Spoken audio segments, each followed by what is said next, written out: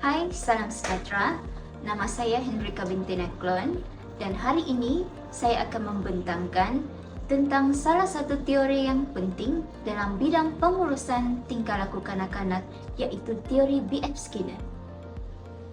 Saya memilih teori ini kerana ia bukan saja mudah dipahami dan praktikal, tetapi juga sangat relevan dalam konteks pendidikan awal kanak-kanak.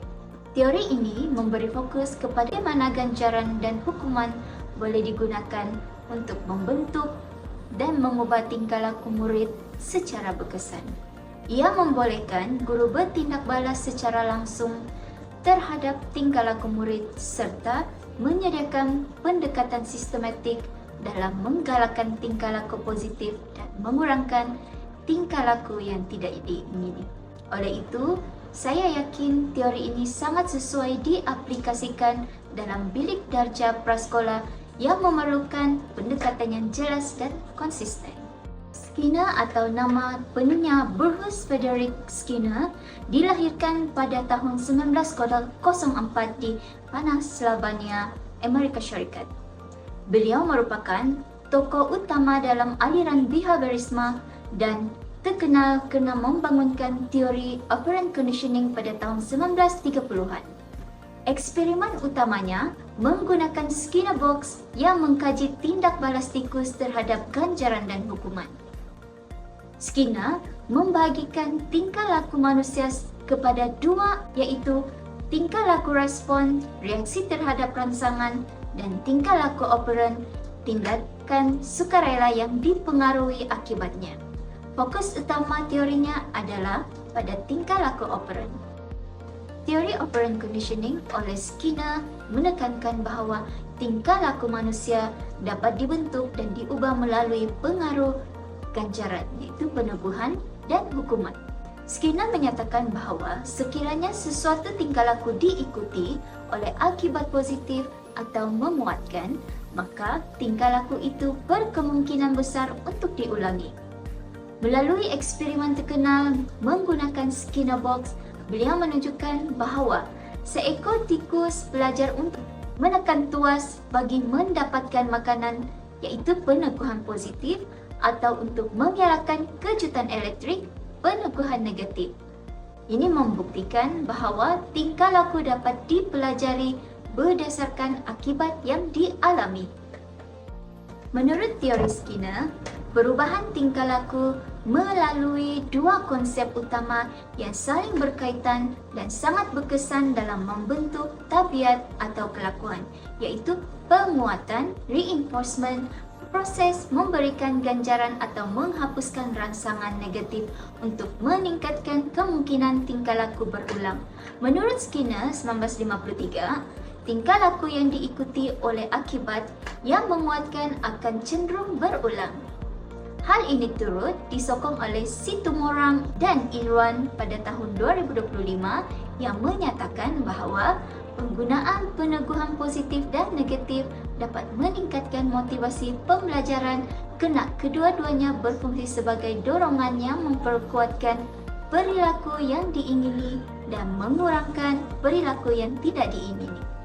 Manakala hukuman atau punishment, proses memberikan akibat negatif selepas tingkah laku berlaku dengan tujuan untuk mengurangkan atau menghapuskan perilaku yang tidak diingini.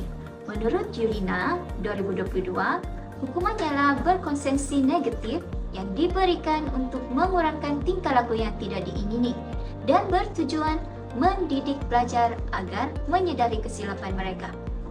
Teori ini juga membahagikan hukuman kepada dua jenis, iaitu hukuman positif dan hukuman negatif. Kedua-dua konsep ini, iaitu penguatan dan hukuman, digunakan untuk mempengaruhi tingkah laku individu agar selaras dengan matlamat pembelajaran atau sosial. Manakala peneguhan merujuk kepada proses meningkatkan keberangkalian sesuatu tingkah laku berulang dengan memberi ganjaran atau menghapuskan rangsangan yang tidak menyenangkan. Saya sendiri telah mengaplikasikan konsep ini melalui sistem pelekat bintang di kelas saya di Tabika. Setiap kali murid menunjukkan tingkah laku positif seperti menyimpan mainan atau membantu rakan, mereka akan mendapat 1 bintang. Apabila cukup 5 bintang, mereka boleh memilih hadiah kecil. Ini merupakan contoh nyata penugahan positif yang saya gunakan untuk membentuk tingkah laku yang diingini. Peneguhan dibahagikan kepada 2 jenis utama, iaitu meningkatkan keberangkalian sesuatu tingkah laku berulang dengan memberi ganjaran atau menghapuskan rangsangan yang tidak menyenangkan. Peneguhan dibahagikan kepada 2 jenis utama, iaitu peneguhan positif yang mana menambahkan sesuatu yang disukai untuk menggalakkan tingkah laku. Peneguhan negatif pula menghapuskan sesuatu yang tidak menyenangkan apabila tingkah laku diingini dilakukan.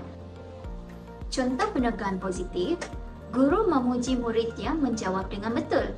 Ini menjadikan murid lebih yakin dan terdorong untuk bertanya lagi di masa hadapan. Ciri-ciri pujian yang berkesan menurut Brophy 1981 termasuk ikhlas, segera, tidak pilih kasih, spesifik dan respon terhadap tindakan spontan. Contoh lain termasuklah pujian lisan, senyuman atau hadiah kecil seperti pelekat bintang. Contoh peneguhan negatif, kanak-kanak menangis untuk mendapatkan mainan. Ibu bapa memberikan mainan dan tangisan berhenti. Ini mengajar anak bahawa menangis itu berkesan, maka mereka lebih cenderung mengulangi tingkah laku tersebut pada masa akan datang. Manakala pula, hukuman ialah akibat negatif untuk mengurangkan atau menghapuskan tingkah laku tidak diingini. Ia terbahagi kepada 2, iaitu hukuman positif yang mana menambahkan rangsangan aversif. Contohnya, menegur selepas murid memukul. Dan kedua, hukuman negatif, mengurangkan sesuatu yang menyenangkan. Tidak dibenarkan bermain kerana tidak menyiapkan kerja.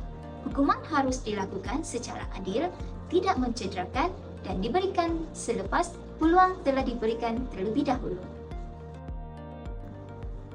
Aplikasi dalam pengajaran, beberapa strategi yang boleh digunakan dalam bilik darjah termasuk penggunaan penguatan, melibatkan penggunaan ganjaran untuk menggalakkan tingkah laku positif dan hukuman secara beretika untuk merangkan tingkah laku negatif dalam kalangan murid. Kedua, iaitu pengurusan disiplin, melibatkan penggunaan peneguhan secara bertahap untuk membentuk tingkah laku yang diingini dengan memberi ganjaran pada setiap kemajuan kecil yang dicapai oleh murid. Yang ketiga, iaitu sistem ganjaran dan token ekonomi, yang mana mengumpul mata atau token yang boleh ditukar dengan hadiah. Keempat, pembelajaran berorientasikan objektif, yang mana aktiviti yang disusun langkah demi langkah dengan ganjaran. Terakhir sekali, iaitu guru sebagai pemudacara, yang mana menyesuaikan pendekatan mengikut keperluan murid seperti yang dicadangkan oleh Slavin 1994. Sebagai guru, saya sedar bahawa setiap tingkah laku yang ditunjukkan oleh murid bukanlah satu masalah, tetapi satu peluang untuk membimbing mereka ke arah perubahan yang positif.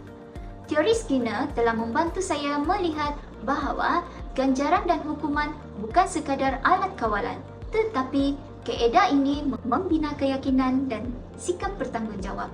Saya juga belajar bahawa sebagai pendidik, saya perlu konsisten, sabar dan adil dalam setiap langkah, supaya peneguhan ini dan hukuman yang diberikan benar-benar memberi kesan jangka panjang kepada perkembangan murid. Bahawa tingkah laku murid bukan masalah tetapi peluang untuk membimbing mereka. Dengan ganjaran dan hukuman yang konsisten, murid boleh dibentuk menjadi lebih berdisiplin dan bertanggungjawab.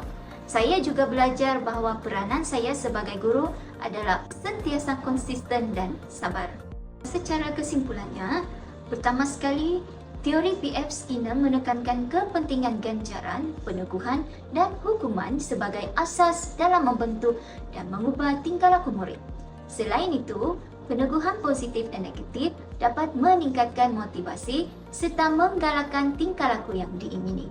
Manakala, hukuman positif dan negatif membantu mengurangkan tingkah laku yang tidak sesuai jika dilaksanakan secara beretika. Seterusnya, aplikasi seperti sistem token ekonomi, pujian dan pendekatan langkah demi langkah terbukti berkesan dalam suasana bilik darjah prasekolah.